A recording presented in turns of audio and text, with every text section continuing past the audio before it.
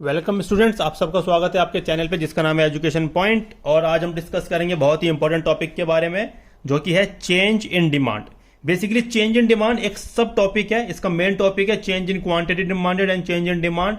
और हम अच्छे से डिस्कस कर चुके हैं चेंज इन क्वांटिटी डिमांड और चेंज इन डिमांड के बीच में डिफरेंस क्या होता है, और चेंज इन क्वांटिटी डिमांड जिसके अंदर एक्सपेंशन या फिर एक्सटेंशन ऑफ डिमांड, कॉन्ट्रैक्शन, उनके demand schedule and graph, downward sloping, upward sloping, वो हम ऑलरेडी डिस्कस कर चुके हैं। वीडियो अपलोडेड है, आप वो वीडियो देख सकते हैं।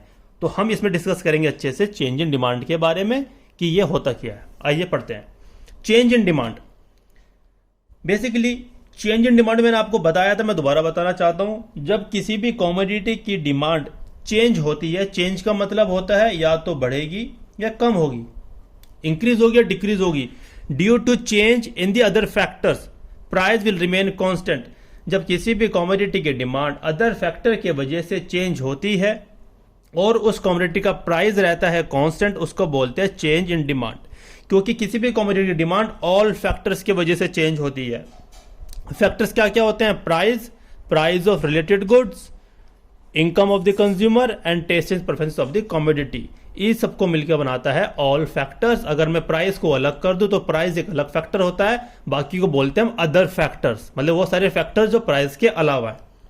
तो इंक्रीज इन डिमांड की बात करें, जब इसमें प्राइस रहेगा कांस्टेंट, आपका प्राइस क्या बच्चों? कांस्टेंट, प्राइस में कोई भी चेंज नहीं आ रहा है, डिमांड आपकी इंक्रीज हो रही है due to change in the other factors, due to change in other factor. मैंने यहां पे देखो डेल्टा बनाया है, डेल्टा मतलब होता है चेंज, तो इंक्रीज भी हो सकता है, डिक्रीज भी हो सकता है।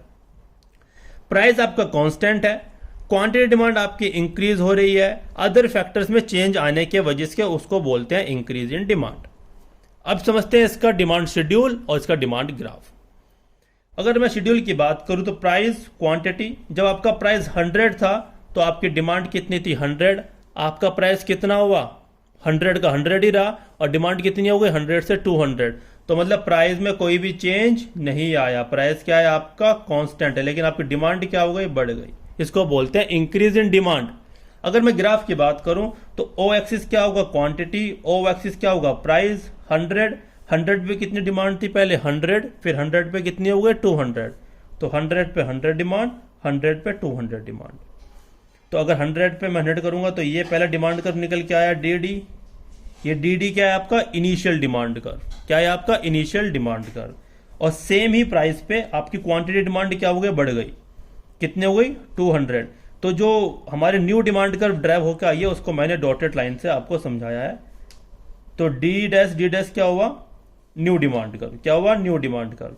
तो प्राइस सेम, क्वांटिटी डिमांड आपकी हो गई ज्यादा, तो आपका ए और बी से ये क्या होगा? Demand increase. इसको बोलते हैं increase in demand, increase in demand. Demand बढ़ गई है। कैसे बढ़ गई है? डी से हो गई है आपकी डी डैश, इसको बोलते हैं इंक्रीज इन डिमांड। क्लियर है? इसमें आपका प्राइस चेंज नहीं हुआ है, ध्यान रहे, प्राइस आपका कांस्टेंट है। आपकी क्वांटिटी डिमांड चेंज हुई है, बढ़ी है। क्यों चेंज हुई है? क्योंकि अदर फैक्टर में चेंज आने की वजह से। वो चेंज क्या है वो नीचे लिखे हुए हैं, इसको हम अभी डिस्कस करेंगे। तो इसको बोलते हैं इंक्रीज इन डिमांड। तो इसके अंदर जैसे मैंने आपको बताया था, चेंज इन डिमांड के अंदर क्या होता है? आपका डिमांड कर्व शिफ्ट होता है। क्या होता है? शिफ्ट। तो ये कैसे शिफ्ट हो रहा है आपका? फॉरवर्ड शिफ्ट हो रहा है। फॉरवर्ड बोलो या फिर राइटवर्ड बोलो। क्या शिफ्ट हो रहा है आपका? राइटवर्ड। क्यों राइट जा रहा है ना, देखो लेफ्ट से राइट की तरफ जा रहा है, राइटवर्ड। राइटवर्ड शिफ्ट हो रहा है, या फिर इसको आप क्या बोल सकते हो? फॉरवर्ड भी बोल सकते हो। फॉरवर्ड भी इसको आप बोल सकते हो, राइटवर्ड या फॉरवर्ड। अब बात करते हैं डिक्रीज इन डिमांड की। किसकी बात करते हैं? Decrease in demand. अगर मैं डिमांड डिक्रीज की बात करूं तो क्वांटिटी डिमांड क्या हो रही है? आपकी डिक्रीज हो रही है, लेकिन आपके प्राइस क्या है बच्चों? प्राइस क्या? आपके कांस्टेंट है। Price constant, demand decrease due to change in the other factor. आपके अदर फैक्टर में चेंज आने की वजह से डिमांड क्या हो रही है? डिक्रीज हो रही है। इसको बोलते हैं डिक्रीज इन डिमांड। अगर मैं प्राइस की बात करूं तो प्राइस क्या है आपका? 100। क्वांटिटी डिमांड कितनी है? 200 से 100। तो आपका प्राइस क्या है आपका? कांस्टेंट। डिमांड क्या हो रही है आपकी? डिक्रीज। डिमांड क्या हो रही है बच्चों? डिक्रीज हो रही है। तो प्राइस था 100, तो सबसे पहला आपका डिमांड क्या आई है? 100 पे 200, 100 पे कितना 200, 200, 200 पॉइंट बी निकल के आया, फिर कितना है 100 पे 100। तो जो आपका डी है ये है आपका इनिशियल डिमांड कर्व, जो डी डैश निकल के आया that is your new demand curve. अगर मैं डी डैश, तो हमारा डिमांड कर्व ऐसे ही क्या हुआ है, शिफ्ट हुआ है। तो डी डैश से डी से क्या आया, डी डैश, इसको बोलेंगे शिफ्ट इन डिमांड कर्व। और ये कैसा शिफ्ट हो रहा है, ये हो रहा है आपका लेफ्टवर्ड। ये क्या शिफ्ट हो रहा है, लेफ्टवर्ड जा रहा है। या फिर इसको आप क्या बोल सकते हो, बैकवर्ड भी बोल सकते हो। क्या बोल सकते हो बच्चों, बैकवर्ड या लेफ्टवर्ड भी आप इसको बोल सकते हो। क्लियर। आइए अब समझते हैं इनके रीजन। सबसे पहले मैं बात करूंगा दोबारा इंक्रीज इन डिमांड की। इंक्रीज इन डिमांड में प्राइस के अलावा सारे फैक्टर में चेंज आने की वजह से होता है। तो पहला पॉइंट क्या आ रहा है इसके अंदर, पहला पॉइंट निकल के आया है an increase in the price of substitute goods. बच्चों सब्स्टिट्यूट गुड्स, ये सारे फैक्टर्स के बारे में क्लास ऑलरेडी ले जा चुकी है। अगर आपको ये टॉपिक अच्छे से समझना है तो उस क्लास को आप एक दो बार अच्छे से समझे, क्योंकि उसके समझने के बाद ही आप इसको अच्छे समझ पाएंगे। क्योंकि उस क्लास में डिस्कस करा गया है what all factors that affect demand, कि ऐसे कौन से फैक्टर जिसकी वजह से डिमांड अफेक्ट हो रही है। मैं फिर भी यहाँ पे समझाने की कोशिश करता हूँ। And increase in the price of substitute goods. Substitute goods क्या होते हैं, basically substitute goods are those goods which are used on the place of particular goods. Substitute goods वो गुड्स होते हैं जो किसी पर्टिकुलर गुड्स की जगह इस्तेमाल किए जाते हैं। जैसे कि एग्जांपल है टी एंड कॉफी। तो यहां पे क्या लिखा है, an increase in the price of substitute goods. अगर टी का प्राइस बढ़ेगा तो कॉफी की डिमांड क्या हो जाएगी, ज्यादा हो जाएगी, राइट। लेकिन यहां पे कॉफी का प्राइस की हम बात नहीं कर रहे बच्चों, याद रहे। कॉफी का प्राइस कांस्टेंट है, कॉफी का प्राइस कांस्टेंट है। कॉफी की डिमांड बढ़ रही है, क्यों बढ़ रही है, क्योंकि टी का प्राइस बढ़ा है। इसको बोलते हैं चेंज इन अदर फैक्टर। यहां पे कॉफी का प्राइस बढ़ता तो चेंज इन डिमांड नहीं होता, चेंज इन क्वांटिटी डिमांडेड हो जाता और ये बन जाता आपका एक्सपेंशन। लेकिन ये आपको क्या, इंक्रीज इन डिमांड क्यों हो रहा है, क्योंकि इसमें अदर फैक्टर के चेंज में आने की वजह से हो रहा है। प्राइस क्या है, कांस्टेंट है, ठीक है। अगर यहाँ पे कॉफी का डिमांड बनाएंगे तो ये हमारा डिमांड किसका बनेगा, ये कॉफी का डिमांड है, कॉफी का शेड्यूल है। टी का डिमांड शेड्यूल, डिमांड ग्राफ नहीं है, कॉफी का है। दूसरा, and decrease in the price of complementary goods. Complementary goods क्या होते हैं बच्चों, complementary goods are those goods which are used with the particular goods. Say for example petrol and car. अगर मैं पेट्रोल की और कार की बात करूं तो ये क्या, कॉम्प्लीमेंट्री गुड्स। अगर पेट्रोल का प्राइस क्या हो जाता है, कम, पेट्रोल का प्राइस हो रहा है कम, तो कार की डिमांड क्या हो जाएगी, ज्यादा। कार की डिमांड क्या हो जाएगी, ज्यादा। हम यहाँ पे कार के प्राइस की बात नहीं कर रहे हैं। तो ये डायग्राम किसका बना, कार का बना, ये शेड्यूल कार का बना।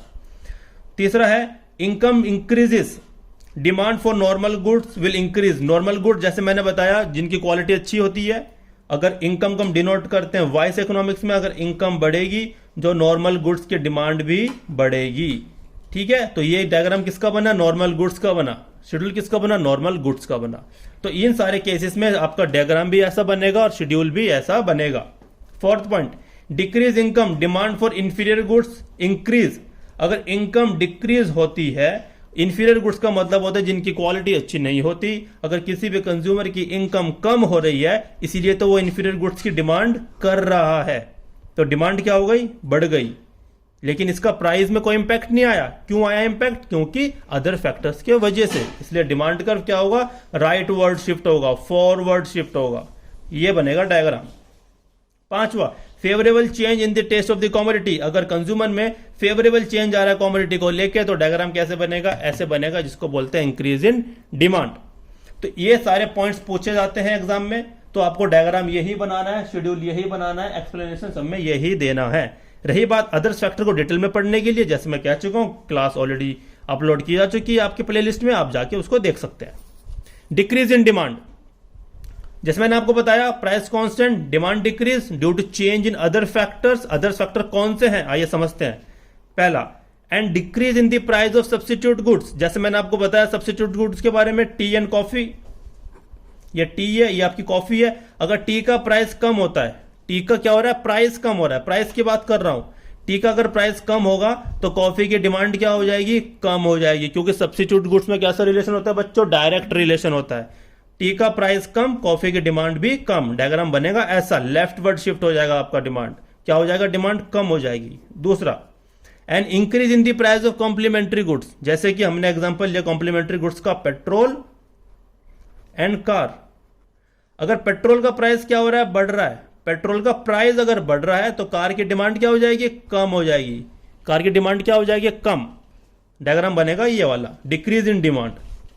Third, income decreases, demand for normal good will decrease. Normal goods जैसे मैंने आपको बताया जिनकी क्वालिटी अच्छी होती है, अगर किसी भी कंज्यूमर की डिमांड डिक्रीज हो रही है तो ऑब्वियसली बात है वो महंगे गुड्स नहीं ले पाएगा, अच्छी क्वालिटी के गुड्स नहीं ले पाया, तो उनकी डिमांड क्या हो जाएगी, उनकी डिमांड भी कम हो जाएगी। Fourth, income increases, demand for inferior good will decrease. अगर किसी भी कंज्यूमर की इनकम बढ़ रही है, अगर इनकम बढ़ेगी तो भाई वो इंफीरियर गुड्स क्यों लेगा, इंफीरियर गुड्स क्यों लेगा, डिमांड क्या हो रही है, कम, किसकी, इंफीरियर गुड्स की। डायग्राम बनेगा ये वाला। इन सब केसेस में आपका डिमांड कर्व होगा लेफ्टवर्ड शिफ्ट होगा, प्राइस आपका कांस्टेंट रहेंगे। Fifth point, unfavourable change in the taste of the commodity. अगर किसी भी कंज्यूमर का जो टेस्ट एंड प्रेफरेंसेस है वो क्या, अनफेवरेबल टुवर्ड्स द मार्केट, क्या है, अनफेवरेबल, तो डिमांड क्या हो जाएगी बच्चों, डिमांड कम हो जाएगी। तो ये सारे पॉइंट्स थे जिसमें कि कमोडिटी का प्राइस में कोई इंपैक्ट नहीं आ रहा है लेकिन डिमांड में इंपैक्ट आ रहा है, क्योंकि अदर फैक्टर्स की वजह से, जिसकी वजह से आपका डिमांड कर क्या हो रहा है, शिफ्ट हो रहा है, या तो राइटवर्ड शिफ्ट होगा या लेफ्टवर्ड शिफ्ट होगा। Price will remain constant, price will remain constant, आपका प्राइस में कोई भी चेंज नहीं आएगा। और ये टॉपिक वेरी वेरी इंपॉर्टेंट के अंदर आता है, क्योंकि क्वेश्चंस इसके आने ही आने हैं। वो बात अलग है कि वो कौन से नंबर पे आएगा क्वेश्चन, 5वें नंबर पे, 6ठे नंबर पे, लेकिन क्वेश्चन आएगा जरूर। तो ये हुई हमारी पूरी क्लास कंप्लीट। तो हमने पूरा डिस्कस कर लिया है अच्छे से कि movement along demand curve, shift in demand curve, contraction, extension, increase, decrease, इनके रीजंस। तो इस टॉपिक को मैंने कवर करा तीसरी वीडियो पे, और ये तीसरी वीडियो है। तो आप अच्छे से इसको समझिए। अगर कोई भी डाउट है हमें कमेंट करके बताइए, मैं या हमारी टीम पूरी कोशिश करेगी आपका डाउट क्लियर करने के लिए, ताकि आपके मार्क्स अच्छे से अच्छे आ सके। तो बने रहिए अपने चैनल के साथ और ऐसे ही पढ़ते रहिए। धन्यवाद स्टूडेंट्स।